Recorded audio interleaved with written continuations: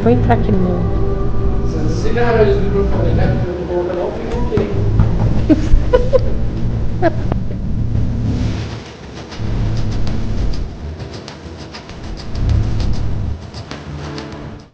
Olá pessoal, bem-vindos ao Conexão X, bem-vindos à TV Galáctica. Estou aqui com quem? Walter Trebtes, né? Meu amigo, companheiro de jornada por anos a fio, nosso coordenador master do Grupo Cron, sempre trazendo muito esclarecimento, e hoje nós vamos falar de um ópio, o poder. Vamos ver como isso mexe com a vida da gente, com a cabeça da gente? Tudo bem, Walter? Tudo bom? Psicanalista também, viu? Além de professor de Direito e Universidade, é psicanalista. Fez psicanálise no mesmo instituto que eu, né, Walter? Fizemos juntos, né? Walter. Só aumenta a minha responsabilidade. Mas você tem muita, você é uma pessoa muito plugada em consciência, muito generosa em contribuir conosco, né? Compartilhando todas essas informações. Muito obrigado. Walter, vamos falar o que é poder. O que é essa coisa chamada poder que tanto mexe com a cabeça das pessoas? O poder, ele é tão interessante que se você estudar o poder a partir da colonização do nosso universo local, você já tem indícios de que ele foi usado de uma forma inebriante, não digo nem como uma ferramenta, mas como algo que iludiu muito os seres que fazem parte, não fizeram só, fazem parte da nossa consciência universal. Que eu falo consciência universal, não somos nós aqui, todo o nosso sistema de planetas, de constelações do nosso universo. E o que a gente nota que na consciência que se manifesta neste nosso universo, por que eu falo isso? Porque na linha de conhecimento existem infinitos universos. Universos que a gente chama dos universos paralelos, onde há trânsito, tudo mais. Mas isso é uma coisa bem complexa. Nós vamos ficar aqui, daqui. Se eu sair voando aí para o universo, se eu venho de lá para cá, esse aqui. Esta consciência que se manifesta dentro de um tipo de impulso de desenvolver-se a materialidade e a própria espiritualidade voltado a um vínculo que se manifesta para nós como ego, E dentro deste ego, que todos os seres que parece que habitam o nosso universo, alguns lidam melhor com o ego, outros ainda estão aprendendo, nós estamos na linha dos alunos disso, nós estamos aprendendo a lidar com o ego. Então, esse poder se manifesta de forma curiosa, interessante, As raças colonizadoras dos planetas já tinham essa questão relacionada a poder, a controle. E de certa forma, se você quiser entender isso racionalmente, olhar lá atrás, mas por que o Criador, o grande arquiteto do universo, Deus, seja como for que se expressa no seu conhecimento e no nosso, fez fazer valer esta emanação, deu-se a isso, como uma forma, pela qual você reúne um interesse único dentro de um propósito.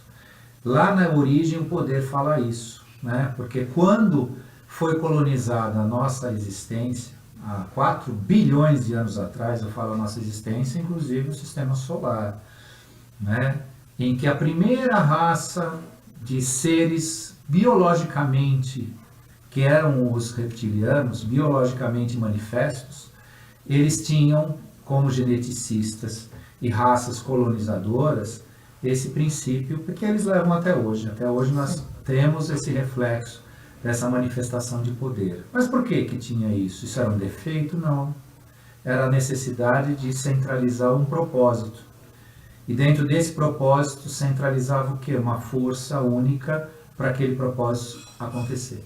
Porque se a coisa fosse no nível consciencial que existia na época, fosse pulverizada, ou seja, não se centralizava algo em torno de uma única força e uma força impositiva, que é o princípio do poder que a gente vê por aqui ainda hoje, você não tinha o resultado do propósito.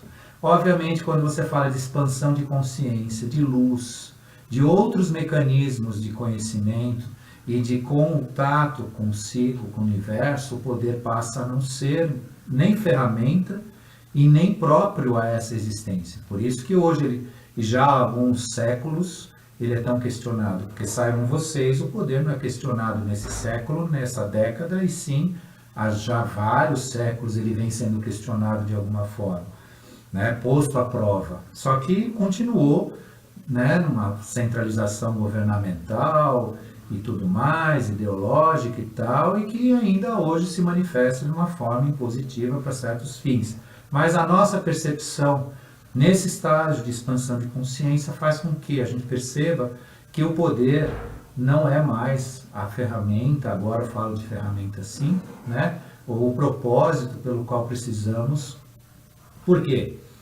Porque hoje não é uma consciência que leva as demais, é cada um responsável pela sua própria consciência, né? Na época, aí falando dos reptilianos, na época de Jeová, na época dos grandes faraós do Egito, na época onde se desconstruiu o politeísmo para o monoteísmo, ou seja, crer em um único Deus, tudo isso, toda essa questão de poder, era necessária para quê? Para centralizar um foco, né? Uma finalidade. Né? Hoje a nossa expressão está, né, cada vez mais se expandindo mais. Né? Então hoje é o contrário, né, do que se tinha antigamente. Você precisa de processos nos quais cada criatura, cada expressão espiritual se tenha consciência de si, né? E não seguir, né, em torno de um propósito em relação a, por exemplo, a seguir, né, a mente ou a ideia, seja de uma religião, seja de quem quer que seja, né? Então, por quê? Porque falando do poder religioso, né, dentro da religião, como é que se manifesta o poder religioso? Né? Você precisa prender a mente ao entendimento, à expressão das pessoas dentro de um dogma. Senão aquela religião não prospera. Imagina se eu, dentro de uma igreja, vou permitir que se fale o que quiser, de qualquer jeito, de qualquer forma. O que eles fazem, sob o ponto de vista do propósito deles, até é coerente. Agora, basta você saber se você quer aquilo ou não. Ponto. Então, assim, se eu vou criar uma religião, criar uma forma de crença, eu preciso usar de um certo poder centralizador naquele propósito, senão não prospera. Né? Aquilo se dissolve. Né? Então, os mecanismos de poder indicam isso. Aí eu jogo poder político, poder de Estado. O que ele se resulta hoje para nós, por exemplo, no Brasil? Tripartição de poder. Poder executivo, legislativo e judiciário. Né? A formação do nosso Estado. O que nós estamos vendo aí? Corrupção. Poder judiciário com decisões, vou usar assim um termo geral, lamentáveis. Né? O executivo é o nosso governo, com todos os problemas que ele causa. E o legislativo que faz leis para não serem cumpridas, né? Porque esse poder, na verdade, ele é um poder que é um absolutismo pessoal daqueles que estão lá, né? Não é um poder administrativo, né? Eles não governam pelo amor, eles governam pelo egoísmo, né? Então, não sei se é a prova final, mas estamos numa meta final, né? De testar o nosso ego em relação a isso, a lidar com tudo isso, né? Aí se vê que no mundo econômico, aí falando de economia, a gente saindo do governo, falando de poder monetário, o poder ele só se divide entre a quantidade de um lado ou de outro, porque o pobre ele quer ser a mesma coisa que o rico é. Verdade. Então humildade não é a questão da pobreza, humildade é uma coisa interna de cada um. Nenhum pobre, a princípio, é humilde. Não tem humildade na pobreza. Porque a pobreza, aquele que se vê pobre comparando ao outro, e isso é uma mera comparação também, que a questão de pobreza e riqueza é uma mera comparação, né? Porque aquele que vive em uma casa simples, ele pode estar muito melhor do que aquele que não tem casa. Então ele é rico perante aquele que não tem casa, mas ele é pobre perante aquele que tem um casão. Então isso é uma mera comparação, Só que as pessoas aceitam isso como dogma, levam isso a sério e fazem a vida ser assim. Agora, a humildade não vem daí.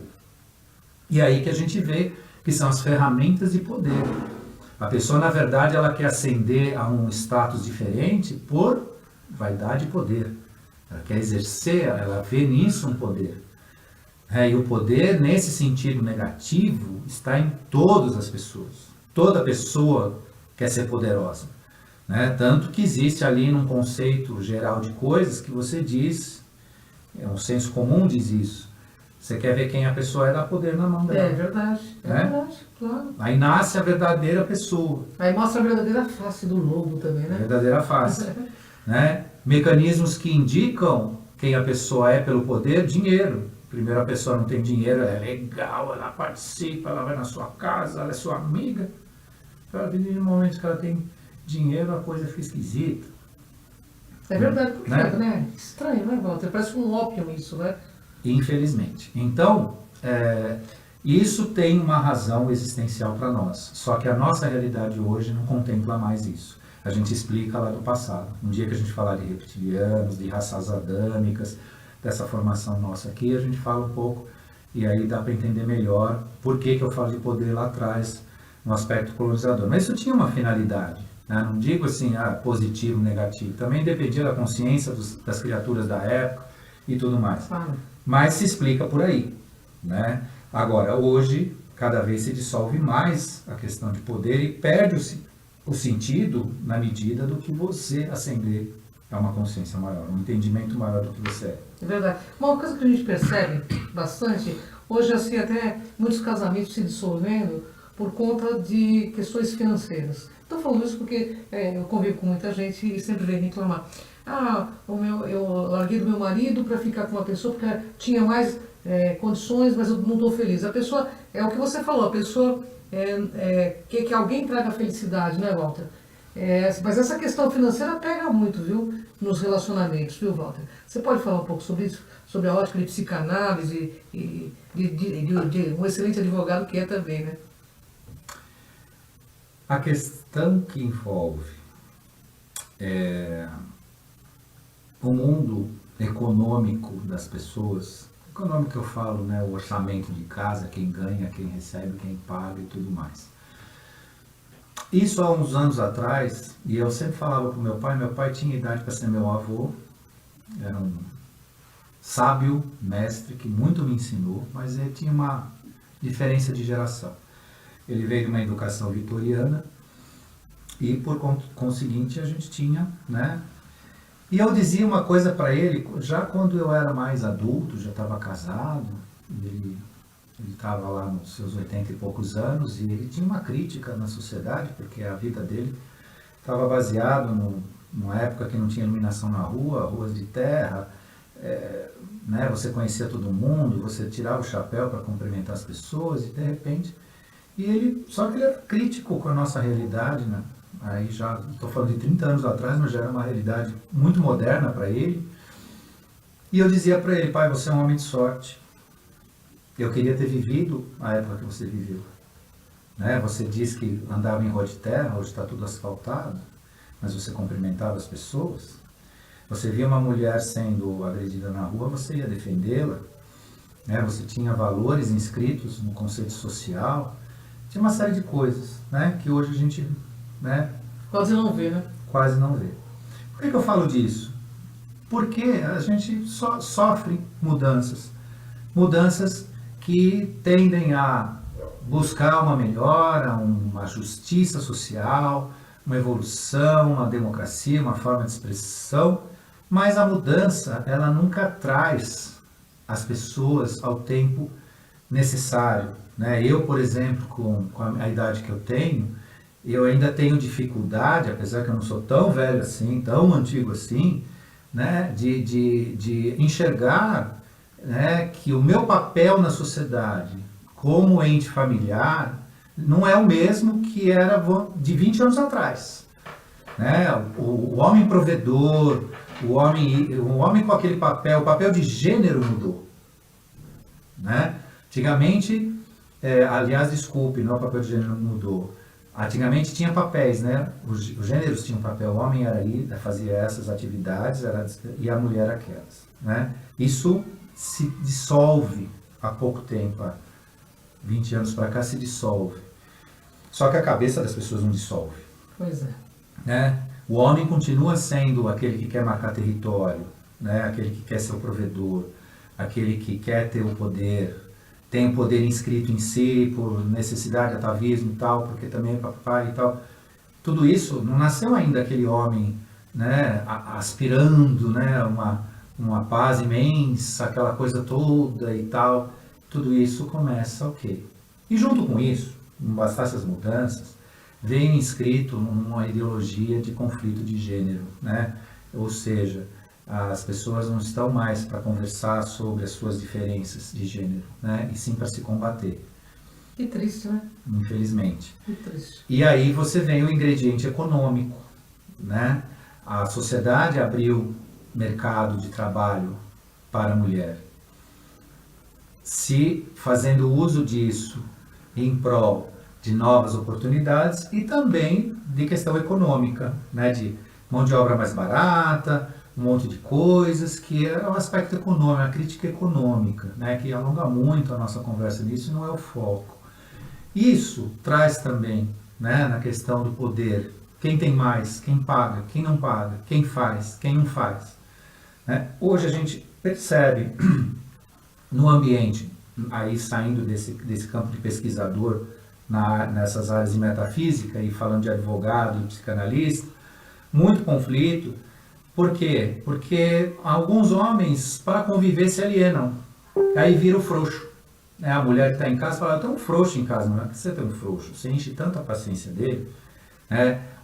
O feminismo, ou não o feminino, o feminismo se impõe tanto que o cara fica quieto. Ele não vai brigar com você todo dia. Porque DR enche o saco, né? Toda hora isso, toda hora aquilo. Por outro lado, também tem as questões, né, que dificultam a vida feminina, né, a vida das mulheres, nesse convívio novo. Né? Algumas referências que deveriam ter, algumas faltas, algumas coisas que deveriam acontecer, que não acontecem e acaba surpreendendo depois no meio do caminho. Né? Então assim, eu não educo, eu não falo, eu não questiono, de repente, pá, o problema está lá.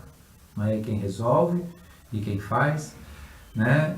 Tem a enganação do princípio da busca da felicidade, ninguém busca a felicidade em lugar nenhum. Né? Felicidade é consequência daquilo que você faz, se você fizer bem feito. Até outro dia eu dei um exemplo na internet, fui assim, apanhei feio, mas eu dei um exemplo que se você lavar um banheiro, e você não gosta de lavar banheiro, mas se você lavar, você vai ficar feliz, você vai se sentir bem, que você está usando um banheiro limpo e vai poder oferecer esse banheiro para alguém porque ele está limpo. Sem dúvida. E é uma forma de ser feliz. Fazendo sempre o máximo melhor possível, é isso, né? Então é simples, pode ser até banal que eu estou falando, sim, mas é a consequência disso. E no relacionamento entre pessoas, né, hoje a gente tem essa questão, né, que se impõe. Enganam as mulheres dizendo que existe um empoderamento feminino. Ok, pode existir uma abertura para um maior respeito, para uma maior consideração, para uma maior atuação da mulher, mas quando você fala de empoderamento, você está trocando o ditador homem para a ditadora mulher. E você acaba, né, anulando o efeito das coisas. Né? Então, todo esse processo que envolve a palavra poder, né, ainda precisa ser melhor assimilado por nós. Até porque vira meio que um ópio. A gente vê isso também. Vamos falar agora dentro das religiões. Há grandes mistificadores que, por conta de manter esse poder, mantêm as mentes retrógradas, né? Fala um pouquinho deles, que estão dentro das religiões. A gente vê isso, não vou citar as religiões, mas a gente vê em vários quadros aí no Facebook, né? Os engodos que as pessoas entram, até porque ninguém é vítima, né, Walter? A pessoa que busca ficar nessa zona de conforto sempre vai ter um algoz aí sugando ela. O poder, aí eu posso sim falar que poder é ferramenta, né? Na questão das religiões, eles usam este poder de forma a controlar o que a pessoa pensa, Nesse sentido, no que ela pensa, naquilo que ela é induzida a acreditar, porque ela acredita, ela não experiencia, mas ela acredita. Daí eles usam, além dessa ferramenta do poder, o medo, tá? Então, enquanto a pessoa passa a ser acometida de uma insegurança pessoal, de uma insegurança de que o caminho dela não pode trilhar sozinha, sem o apoio da religião, ou da igreja, ou seja o que for, né? Então, aí nasce então aquele poder, né, manipulatório, né, no qual se traz para aquela pessoa a ideia de salvação, a ideia de que aquela reunião pela qual ela participa, pela qual ela faz parte, é a salvação dela, é o caminho dela e tudo mais. Não sou aqui, né, e não desejo embates ou debates com qualquer religião. Cada um sabe o seu caminho, né? O que existe, assim, uma coisa muito clara, né? E a religião é dogmática, aí ela entra naquela ferramenta de poder na qual ela é obrigada a se manter dentro dos seus dogmas, sob pena dela se dissolver.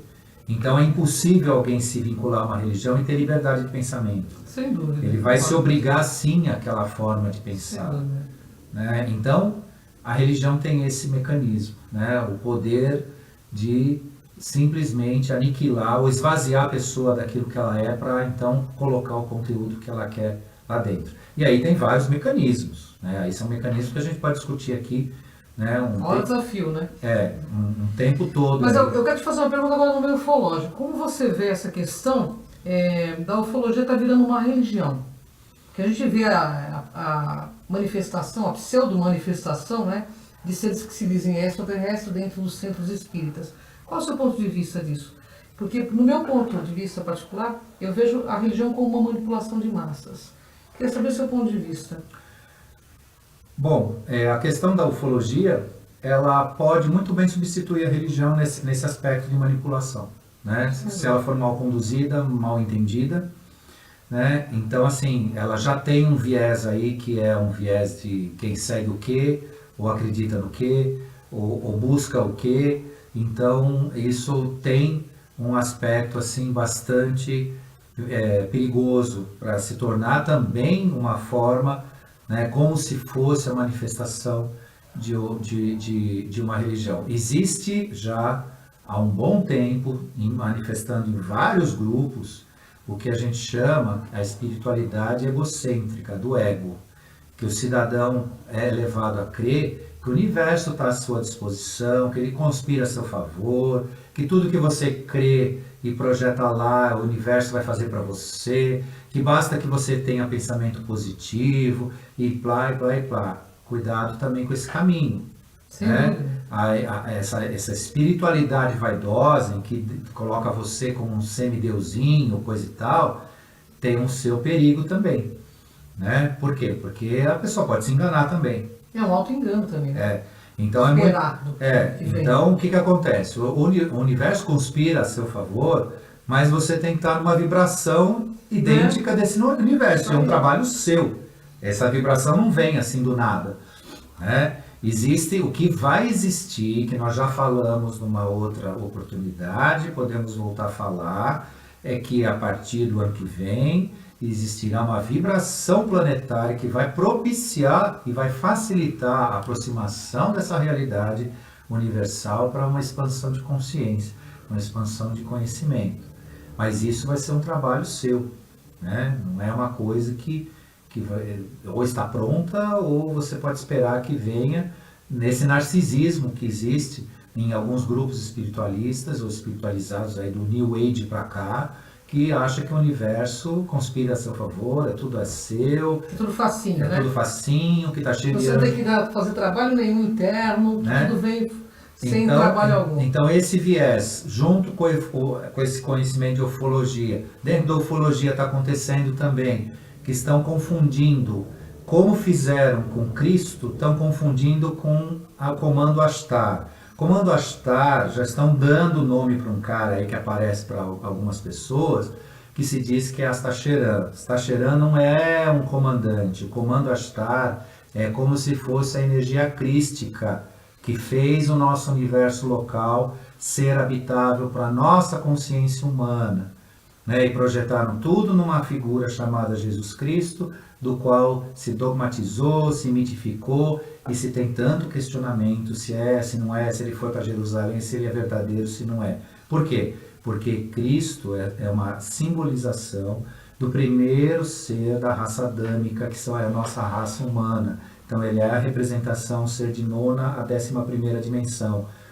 Ele existe sim como ser, como expressão, mas não da forma tão, né, materializada e desenhada que fizeram para a gente. E estão fazendo isso com o comando Ashtar, que é um comando de conscientização e proteção do universo local e não um ser. Né? E aí vem gente publicando aí, internet, grupo de WhatsApp, tudo, que falou com a Astacher, que a Astacheran apareceu. Cuidado com isso, gente. Né? Então, cuidado, porque vai ser mais uma legião que vai seguir. Ah, vamos seguir a Astacher. Vai virar uma outra religião, já está virando uma outra religião, né? Vira outra religião. Agora, no seu ponto de vista, qual é o maior poder que um ser humano pode ter? O maior poder do ser humano é se conhecer a si mesmo. Essa é a grande ferramenta. E digo para vocês, esse poder vai fazer com que a gente converse com qualquer ser do universo. Enquanto não existir esse mecanismo, você não vai falar com ninguém, ninguém vai descer em espaçonave querendo bater papo com você, marcar reunião, esquece. Se você não se conhecer, e eu digo a vocês uma coisa, se vocês aportassem em algum planeta e encontrassem criaturas lá que não sabem quem elas são, o que vocês iam fazer? Né? E falar, pô, um bando de Zé Ruela aqui, né? O que eu vim fazer aqui? O que eu vou ganhar com aquilo? Eles não sabem nem o que eles são. E é a mesma coisa que a gente sofre aqui com eles lá. Quando eles aportam aqui para se aproximar da nossa consciência e percebem, eles vamos aguardar, porque eles exercem o princípio da não interferência, né? E então é o que a gente tem. O maior poder que a gente tem é o autoconhecimento. É saber quem somos nós na essência. Porque nós não somos apenas isso que nós estamos vivendo agora. Você tem um passado enorme. Muito secular, né? E isso você precisa resgatar. É isso aí, pessoal. O dia que a mensagem clara que é deixada aí, o dia que vocês se encontrarem, nós nos encontraremos. Então, é por aí. Autoconhecimento é libertador. Olha só o sentido da frase, libertador. Né? Porque você consegue entender as imaturidades tua e a dos outros. Então, você tem menos expectativas. Estou aqui com o Walter Treves, que vai deixar agora a mensagem dele final. Walter, deixa sua mensagem final para o nosso pessoal, que a gente já está terminando. Eu quero aproveitar a palavra libertador. Usar a questão semântica, o que é? Você analisa a essência da palavra. Dor, o que é dor no português? Lá, quando você pegar o estudo português, é o aparelho. Tudo que é aparelho, liquidificador, tudo que movimenta é dor. Libertador. Salve-se daquilo que te controla, dos aparelhos que te controla. Aparelhar o mundo para te prender. Por isso que é libertador. Porque você está envolto ou envolta, se você for uma menina, você está envolta, né, de sistemas que te aprisionam, né, de aparelhos, de mecanismos. E aí eu uso a palavra semântica para fazer não um trocadilho, mas uma explicação, né, mais ampla. Livre-se daquilo que te prende, né? E é só por intermédio da consciência, da percepção, né, do saber, né, da busca. Então, libertador. Vamos deixar as ferramentas de lado para ter uma consciência de si. Gratidão, Walter, uma honra enorme estar contigo. Você quer deixar algum contato para o pessoal? Pode ser o meu e-mail, é Walter com W, tem um H depois do T, então é Walter com TH, Walter com TH, adv@hotmail.com. Por favor, não esqueçam do H. Sem o H não vai para mim. Tá? Walter, você está no Facebook também, né, Walter? No Facebook é meu nome direto. É só digitar lá Walter Trebitz, vai me achar. E pode entrar na minha página, tem alguns pensamentos, algumas coisas. E estamos aí. É isso aí, pessoal. Como disse o Walter, libertador, não é? Pessoal, até o próximo Conexão X e fica plugadinho na TV Galáctica aqui com a gente, tá bom? Até a próximo programa.